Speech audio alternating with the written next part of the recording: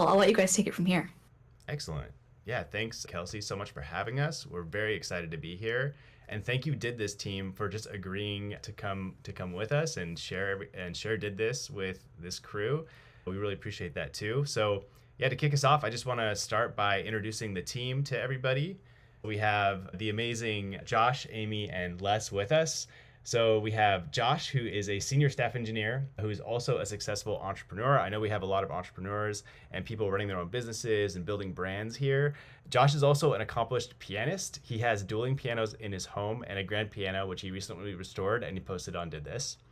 Amy, and then we have Amy over here. So Amy is one of our staff product designers and previously worked in design consulting for Deloitte. She's also a very experienced graphic designer, and Amy plays a mean ukulele, or so I'm told. And there was some talk of getting her to play ukulele today. I don't know if we want to put her on the spot, but maybe next time. She's also super impressive with Procreate on iPad, and she's a certified by me dumpling scientist. So that's Amy. Thank you, Amy, for being here. And we have Les as well, who's a staff engineer at Mozilla with a ton of experience at Mozilla, actually. He previously worked at GitHub, the largest platform and code repository in the world. No big deal. Les also builds computers and all sorts of interesting DIY electronics and carves funny, irreverent memes into plywood. And I'll share all of these links for you all so you can see some of their hobbies and what they worked on and Didthis. But let's right now just jump into the demo so we can learn more about Didthis and some of the features. So without further ado, I'm going to kick it off to Josh. Thank you, Matt, for that very, very cool introduction. And thank you to Kelsey for setting this up and inviting us to speak. It's really cool to be here. We are beginning a long and hopefully healthy conversation with the communities that we're serving with this product. And it's really part of our mission and principle to do this in dialogue with community. And so I want to talk a little bit about kind of before Didthis, like where we're coming from, because we're working at Mozilla. This is a Mozilla product, and that's actually important for what we're doing. And it informs a lot of the decisions that we're making in the product. And so Mozilla, if you're not familiar with how Mozilla works, Mozilla is owned by a nonprofit foundation. And the nonprofit foundation and the corporation share the same mission statement or set of principles. And I'm going to post the manifesto link in the chat here. Mozilla is about creating a healthier version of the internet. We're really interested in maximizing the internet's value for humanity and finding ways to put people first in the internet as opposed to profits or advertising. You know, we're really trying to find the ways to use modern technology to empower people to do the things they love and communicate with people. And so our team is called the Innovation Studio. And so our goal is to find new products for Mozilla to explore, since we have Firefox, which is our flagship product, but we're also looking for other ways to create value on the web. And on our team, we're specifically interested in, okay, how can we help people create content? So Firefox is about browsing and consuming. How can we help people create? And so we started looking into that problem on this team, and we started doing user interviews. And we started to find some really interesting and kind of maybe not so great, the situation not being so great, especially when it came to people's personal hobbies, the way that people engage online around what they do in their free time, like my piano, or Amy's dumplings, like this kind of just personal passion project or this personal passion activity. There's something of scary seas out there online in terms of sharing and engaging that stuff. We found people were afraid to be vulnerable with their content. Like if they posted something that they were working on, it would get smacked down because it's not perfect. We found people were averse to the attention game, trying to get attention. They just kind of wanted to share and maybe help somebody who was doing something similar, but they didn't want to play the game of climbing the ladder of followers and likes and creates like this heartbeat, and there's all these rules and here's how you do it, and it's like, well, I kind of just want to do the thing I love, right? And so there was this tension between doing the thing you love and then sharing that online. And so we found there's like this ocean of people who have all this cool stuff that they're working on and not really feeling like they have a great place to share that with others. And so we decided to try to solve this problem, solve at least a part of this problem. And that's where Didthis comes from. And the first thing that we decided to do with Didthis was give people a private personal tool that's useful to them as an individual, as opposed to just going and building a social network like, oh, let's copy Facebook or Reddit or, YouTube. No, actually, we don't want to recreate those dynamics. We want to start with different thinking. And so what Didthis is right now is a tool for you as a creative to journal and track your projects privately by default. And as you do that for yourself, you have built sort of a memory bank up of what your project is and all the things that you've done. And you're kind of tracking your accomplishments and your progress. Well, as an artifact of that process, you're also creating something that's interesting to other people if you wanted to share that with them. And so as you're tracking your project, you're creating this timeline, and Amy's going to go through a demo. We'll get to see this in action. You're creating a timeline, and then you can choose to share that timeline. You can flip the public bit on the timeline page and then share that timeline out. You can post it in Discord. Les is going to talk about our Discord integration, because that's where we're really doing social right now, because the product itself is really sort of personal, private, and then the sharing happens kind of elsewhere. On Discord, you post your link to maybe Facebook, or you text it to some friends. That's where the social engagement happens around Didthis. And we're going to integrate social into Didthis, but we want to do that very carefully and in conversation. And so that's why we're here today, to talk about, like, what does that social side of Didthis look like, and what do y'all need? What are y'all thoughts and feelings about this kind of activity? And let's start talking about what Didthis should go towards, in terms of community. So I think with that sort of preamble, I'll pass it to Amy to show you what Didthis looks like, and then we'll go to Les to talk about the Discord side. Awesome. Thank you. Hey, everybody. So I did end up recording a demo walkthrough of this. I think doing live, I'm just going to fumble and stumble, and 5 minutes become 10 minutes, become 15. I don't want to take 40 minutes of your time to do the demo walkthrough. So I'm just going to share my screen and kind of show you what we've put together here. Hey, everybody. I'm going to do a walkthrough of the iOS Didthis app. So when you install and download the app for the first time, you're not taken. You open up the app, and now you're taken to this signed in screen here, where you're able to sign in with your Apple ID or sign in with your email. But for this walkthrough, I'm going to sign in with my email. So I'm going to go ahead and sign in here. Cooper's my dog, by the way, so I just added him there. Okay. Signed in. So yeah, so once you sign in, you're taken to this empty view of your projects page here. So you can create a project by clicking the button at the top, or you can also create a project by clicking the big plus button down here, which will open up the project drawer. Because you don't have any projects right now, it's empty, and all you see is the create a project button. So you kind of click on this button to kind of create a project. But I kind of want to walk through what you're seeing here as well. So if you click on the top right corner, this takes you to your account details page. We're able to kind of add a profile picture, add your display name, as well as a custom URL path or a short bio. So I'm just going to type in my name for bio. I work on Didthis, and I love surprise boxes or box toys. And then you can also connect to Discord, which Les will walk you folks through later. You're also able to kind of add social links here and delete your account or sign out. So I'm gonna click save, and now you'll notice that the top gets updated with the information that I've added. So I'm gonna create a project, and I recently worked on a digital painting of my watch. So I'm gonna do digital painting of my watch as the title. Oops, MY.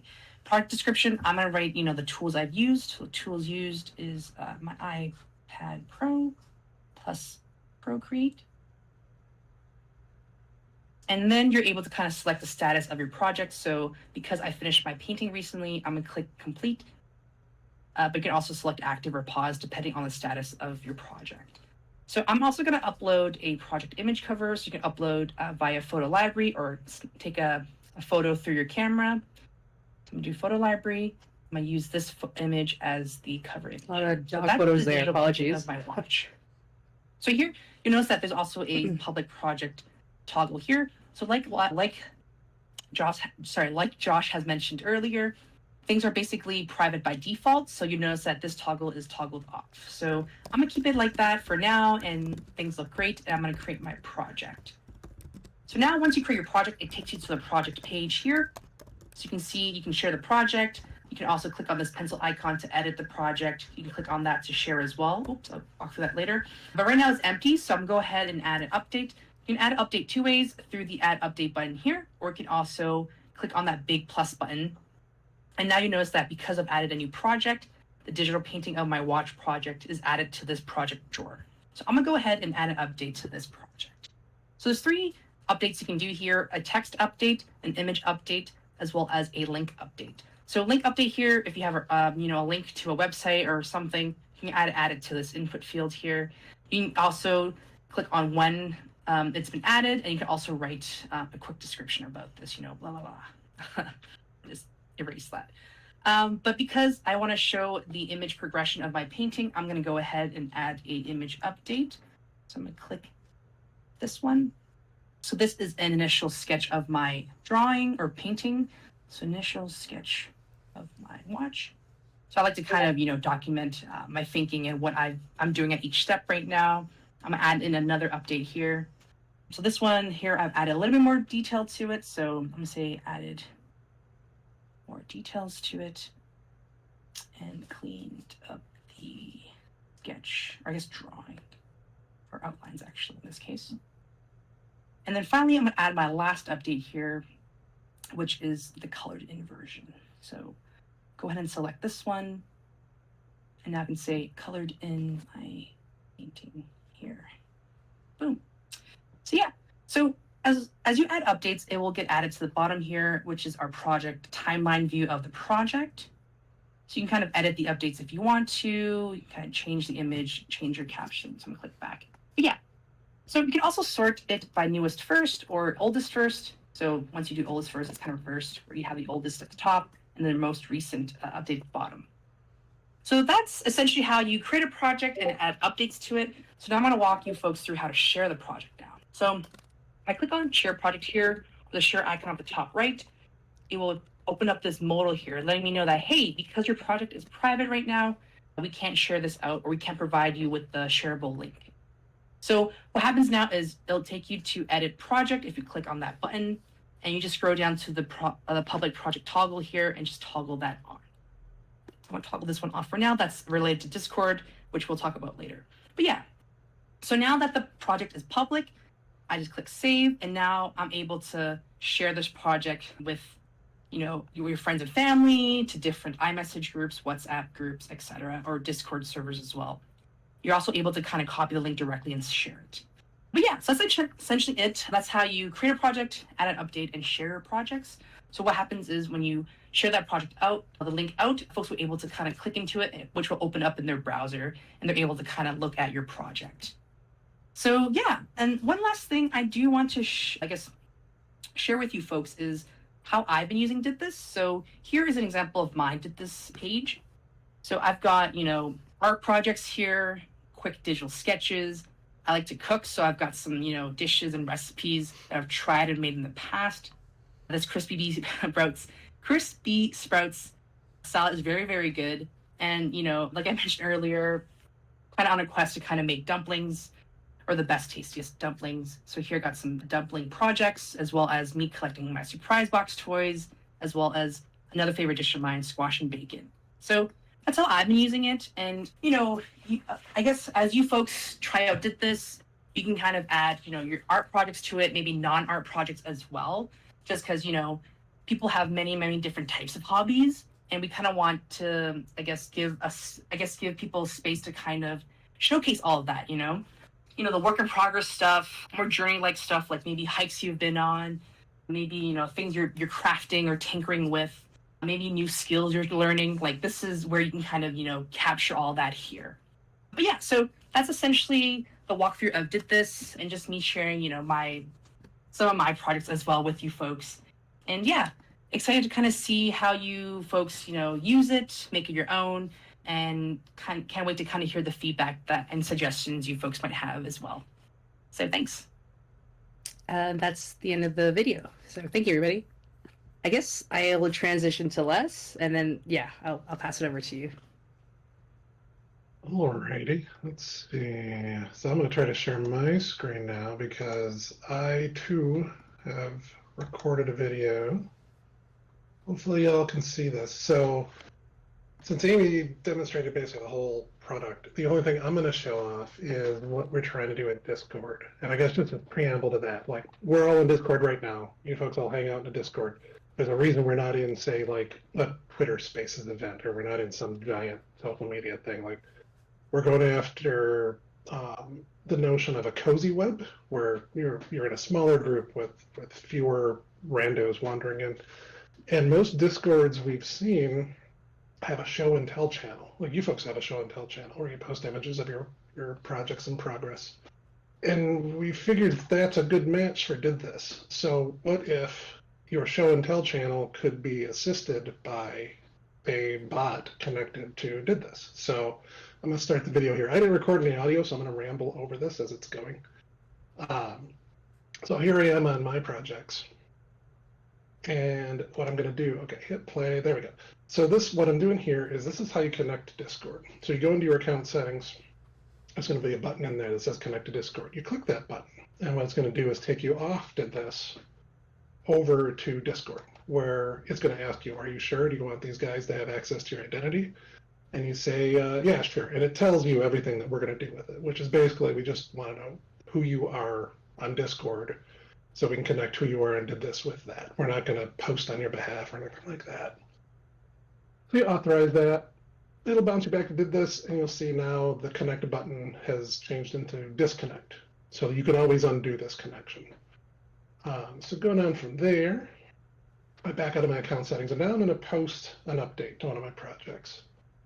I've been building this kit computer for the last few months, and don't freeze frame on this too much because you'll see some embarrassing photos. But here I pick one. I just managed to get a monitor and keyboard hooked up to my new kit computer. And here I fast forwarded so you think I look smarter than I am and type faster than I can. But so here's the next important part is down here at the bottom of the app, there's a checkbox that says automatically share to connected accounts.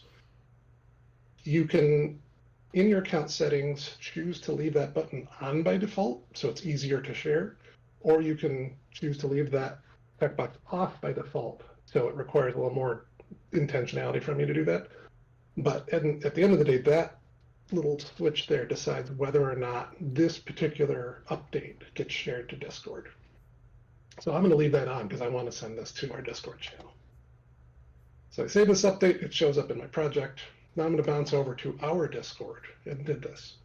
An interesting thing here is we have Didthis community Discord. It has a show and tell channel. Our intent is not to necessarily create a giant community ourselves. So we're doing this to like use the bot right now and to like feel the thing out and see if it's useful. What we would like to do someday is to figure out what would make something like this useful for other Discords. So like for your Discord, for instance. And you can see here, I've shared this update and it shows up in our Discord. So the intent here would be, maybe you could pick certain projects on Didthis that are relevant to different Discord communities you are in and share your updates with that community if that community has invited our bot into it.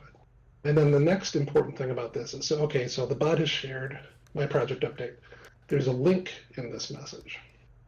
When you click this link, it takes you over to my Didthis project. Now, the thing that I think is important about this is it's in context with the rest of my progress so far. Because one of the things we've noticed, and like I've noticed in Discord, is you have a show and tell channel. Everyone's sharing their updates. If you want to see like the story so far, you have to scroll all the way back through the show and tell channel. But if you'd like to see just what has this person been up to with this project, a Didthis project page can give you some like context. So you see the share in the show and tell channel, and then you can go over to Didthis. So that's pretty much it for the feature. And actually, that is a very good question. Is this feature turning into a self-promo photo dump thing? And that is one of the feedback we want to work through is how could something like this become a welcome part of your community and not become a vector for abuse? So that's some of the feedback we're immediately looking for on this. So yeah, so that's my quick demo. I guess we go for more questions now. Great. And we had one right off the bat. There's one from Lee HD. So maybe we could have, and they said they would be willing to ask on audio. There we go. My question was, I use Notion to organize and, create projects for myself. I'm an oil painter and, keep track of my website, my paintings, all those things, and research when I'm looking up how to use OBS and do all those things. So my question is, would this be something that works? This seems more social, so would this work like with Notion, or would it look to replace it, or is it just something more casual that doesn't really integrate with something like that? That would be me. Yeah, I can say what I think about that. It's a great question, and it speaks to some of the problem and opportunity that I think Didthis was a former startup I worked at, so it keeps the name snafu there. Didthis is going forward right now. So what Didthis does right now is it just makes it super easy for folks to just capture a timeline of progress about their project. So as you're working, you can just pull the phone up, take a snapshot of your project as you're going, and it's very, very simple and low maintenance. And then optionally, you can share it out. So it's not fundamentally social, but it can be social if you want it to be. Whereas Notion is kind of this universe of information management that you can really dive deep on if you're a power user and you really want to have a complex system of organization, and you like having databases or wiki style links between everything. Notion is great for that, and you can certainly do project tracking and project your personal memory of your projects on that platform. I think what Didthis provides right now is simplicity in that use case for folks, and in the moment kind of capture workflow. And the other thing I would say is there's Didthis now, and then there's where Didthis is going. And where Didthis is going is a product that we're going to add a lot more features around the personal utility use cases. So for example, imagine you could also manage a list of your gear or equipment or materials used, right? So for painting, you might have I really like these canvases, right? Whatever it might be. And you can kind of start building a network of relationships between tools and your projects, but then also share that. So what it would look like to connect to another painter and see what kind of tools and canvas they're using, right? And so the social connectivity that we want to explore eventually in Didthis, which isn't there in the beta, to be clear, right now it's really just kind of a simple journaling tool.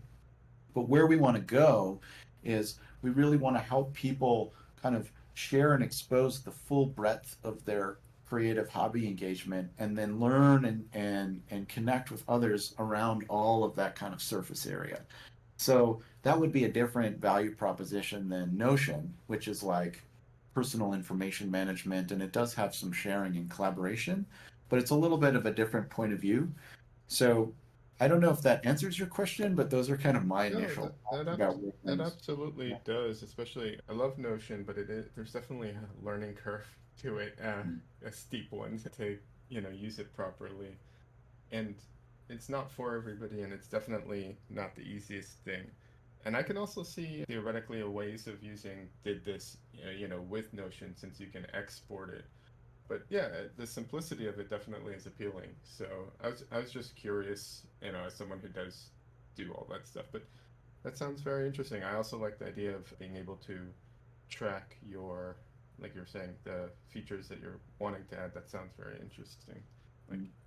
Track your supplies, or the the stuff that you do like. Yeah, I like that.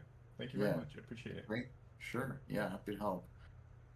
It's also one thing that we will never Didthis will need as an API. So there'll be eventually the possibility to do integrations and things like that with other, for for power users and things like that. That sort of stuff will come as the product gains traction and growth, and we start being able to put more resources on it and develop out the power user feature sets. You know, if we find a lot of people using Notion, then like maybe we build some kind of Notion connector. Like that totally is possible. I mean, right now it's just not like we're not there yet in terms of the lifetime of the product. But that kind of integration is something that we would like definitely consider. Yeah. And Mar had a bunch of good questions and things to say. Mar, would you like to voice some of that, or would you like me to kind of try to distill it? Hi, can you hear me? Hey Mar, yes. Yes, great. Yeah, I guess I was wondering about this. I wonder about the Discord feature, the auto post feature, because when it comes to channels where you promote your stuff or you showcase what you've been working on, those aren't channels that I personally like going to. I much prefer engaging on a smaller scale rather than sharing it. Even if it's a group made for sharing, I don't tend to go there that much. And so I wonder if this idea of going the Discord route, even though you are worried about the social aspect and the feeds and all of the pressures that come with that, is maybe a distraction where you could maybe redirect your product towards something more self-guided, where you encourage the creator to be more creative and really focus and zone in on that. Well, I'll just say real quick, I don't know, maybe Les might have some thoughts on this on the Discord side, but it's where we're starting, right? We're really just kind of doing everything in Discord right now just to it's the simplest way for us to just have a community and start understanding the dynamics and what people need. And maybe we find, like you're saying, like maybe we find that people really like that and they want to keep the product focused on them and their personal work and their personal engagement, and then kind of have it as a sidecar to the rest of the social world. That is actually an excellent outcome that we're really interested in. We'd love to know if more people here feel that way, because that's the kind of thing that we want to take the reading from our early adopters on, on whether that resonates. Oh, sorry. Go ahead. Les. Okay. I was just gonna say I missed some of that because I've been busy chatting, but I know some of our thoughts around this is like we ourselves don't necessarily want to build like a social network in and of itself. So that social sidecar thing is something we're really looking into, like meeting people where they're at, like where are you already socialized, because you're there for a reason. Like you're not using other services for reasons, and so we're like, can we help you where you're at? So that's when we talk about a sidecar, like can we build a service that enhances what you're already doing on another service rather than reinventing the wheel and trying to get everyone to join our social service. Can we just join you where you're at and like give you useful stuff there? All right, and I see Grenbug had a couple questions that were really top of mind for me as well. And would you like to voice those? Hey, Grenbug, just so you know that you're muted. No audio? Okay, great. Yeah, well, we're happy to answer your questions just via text. Yeah, and those questions were, is there a video integration? Can I create a project about a YouTube video that I'm working on? I can see asking followers for input as I work on the video. And then is there a feed of suggested posts? Is the algorithm for the feed open and explained? Have to sign up, excited to try out. Oh, sorry, Matt, did you have I missed what you said there. Sorry, can you? Sorry. Yeah, the question was about, is there a video integration? And then what's the status of kind of feeds, like feed or of suggested posts? What are the thoughts on that? More on that. Yeah. Do you want to take that, Les, or I can? Yeah, sure. I can hop in on that. I've mentioned this in chat a few times, but I think the TLDR on that is we're trying to be very cautious about following the usual kind of well-tread social playbook, and so which also kind of makes the app look like it doesn't have a lot of features right now. So we're avoiding feeds, we're avoiding following, we're avoiding algorithms for now at least, because we're trying to figure out can we be helpful and useful where you're already social. We don't want to make a brand new social network ourselves. It could turn out that actually, yes, having some friends and following on the site itself is handy, and we may do that eventually.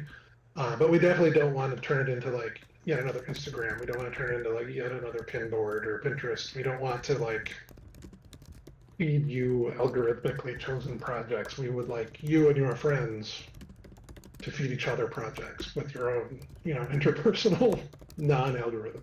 So yeah, I guess that's the answer for now. Is like we might have some features that like that eventually, but we're trying to be like really, really shy and careful about that.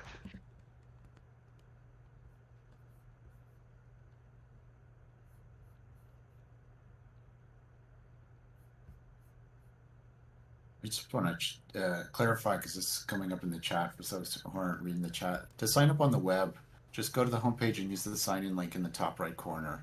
We're trying to promote the iOS app right now because we're really trying to understand if mobile is the way that people really want to use this product. So we kind of have this landing page emphasis on iOS. It's a web app, and you just go hit that sign-in button and you can sign in with Apple or email and try it out via the web.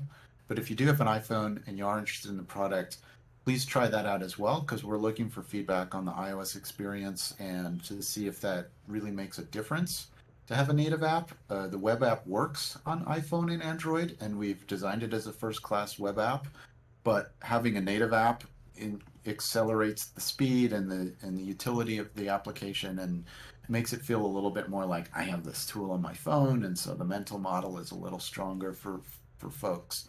So please give it a try on iOS if you do have an iPhone, but absolutely go ahead and sign up through the web as well. It works just as well there.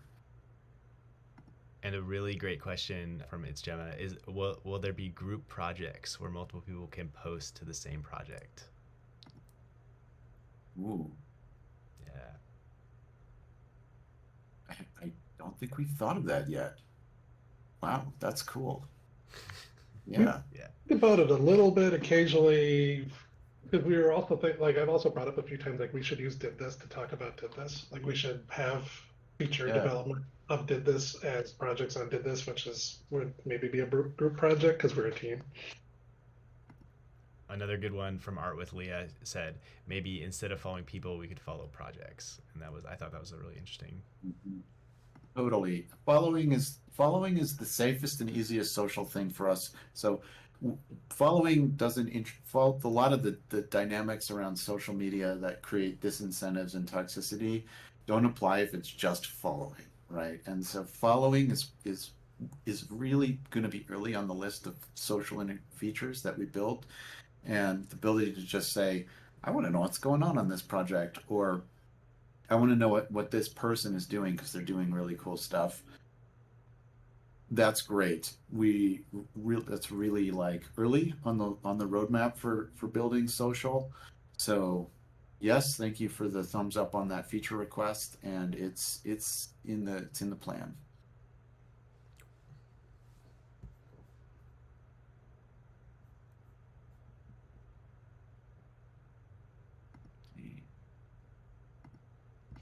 And Lee, Lee HD, would you like to come back up for this one? Yeah, my question was about, since you don't want to create a social network, my question was like to use this as a hub for your projects and then be able to publish it in multiple places. Also, I guess the kind of built into that question is like, what's stopping, Discord or Facebook from integrating a feature automatically like this into their own product? But if it integrated into multiple ones, then it has an obvious advantage, and it would be super useful. Personally, having all these different networks is very frustrating. So that's my question about posting, using this and then posting to multiple social media networks and also your own website and so on. That's all. Yeah, it's a really interesting problem in the internet right now about like where do I post my stuff, and then who owns that, right?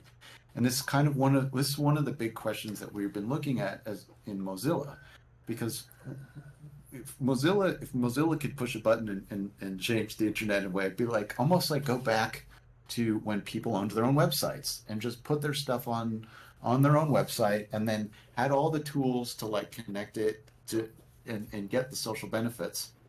And So we're very much aligned at Mozilla with the principle of owning and publishing your own content online, and is to the extent that Didthis becomes a place to publish, we'll absolutely be committed to the principles of content ownership, like building exports. We don't. It's your stuff. It's private by default, and nobody run with that, right? And so the purpose, the ultimate purpose or foundation behind this is let's help people put content online in a way that they own and control, right? Whereas if Discord did this, or maybe if another maybe Reddit, for example, because Reddit's kind of a topical sort of hobby-based social media platform, like if they built a feature like this, they have a different vision. They have a different set of principles behind what they're trying to do. Reddit, for example, just went IPO, right? Did they go IPO already? They're in the process. They have like a fiduciary duty to their shareholders to maximize profits now, right? So the things that they do are going to be based around that. And so we have a really cool, unique position in Mozilla to be a tech company with resources and brand and users, but to do things in a way that's not optimized principally for profit or for sort of virality or the engine of growth. We can do things that are optimized for the principles of human first engagement. And so Didthis can have that at its heart. And I'm sure we could talk about like lots of different ways that might manifest, but I feel like that's the essential difference between us doing this and a social media platform or Discord or whatever doing something like this, where they're playing a different game. Yeah. That's great. Well, I do want to be conscious of the Didthis team's time here. Do you folks have time for one more question? Yeah. All right. Great. Yeah, we had was there anyone else that wanted to speak? We did have Starling mentioned like maybe something akin to likes, but make them a list of constructive feedback. And Kelsey mentioned as a good example, like the LinkedIn example of Celebrate and Insightful. And I know we just covered that, but was there any like more specifics around that for that question? And then Grenbug also mentioned like having your own little website, which I think is also kind of leading into this. Would it be like a hosting, like you can host like a version of this yourself, or is there any kind of exporting on the roadmap or talked about right now? Maybe Les can talk to the exporting. Yeah, exporting is definitely on our as soon as we can list, because for sure a thing I'd like to see. So I've been around the web for a long time. I've seen sites go up and down, and we're serious about you owning your stuff. So we definitely would like to build an export feature that is useful, and maybe also an import feature so you could import it to a new account. But the point being, you should be able to download all your stuff. You should be able to download it in a form that is useful to you. And we're trying to figure out what that means. Is it a PDF? Is it a miniature website? We don't want to dump I don't know, an Excel spreadsheet at you unless that's useful. So we definitely got that on the very close timeline, because we don't want to keep your stuff if you don't want us to keep it. And if someday we go away, we want you to have get your value back out of the thing that you posted all your stuff to. So we don't have it yet, but it's on our very, very close timeline.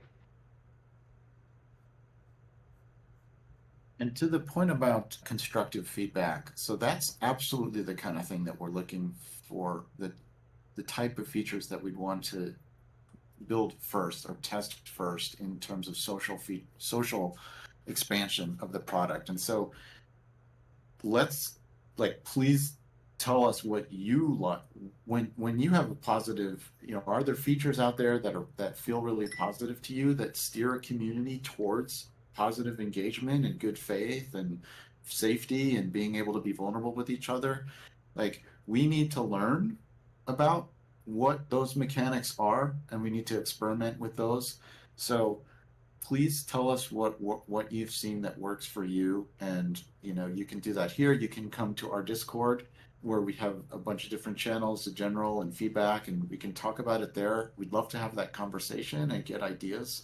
Because like I said, this is something that we're not just going to go and say, oh, this is how people should use this product. We really want to, the social part of this, needs to be an exploration and it needs to be a dialogue. So please let us know. Like, it's a tough thing to manage a quality community, right? This is a hard problem that we're setting out to solve, and we don't like have the answers right now. We're going to be learning about that problem. So please come and have that conversation with us. This has been so great, you guys. Thank you so much for doing this talk. I feel like I've been loving seeing all of the amazing feature suggestions in the chat, and like just seeing those play out in real time has been so cool. And I hope this was like really valuable for you guys and as well as us. I think that we're excited to try this out and like look forward to seeing what you guys implement next in terms of like a feature roadmap.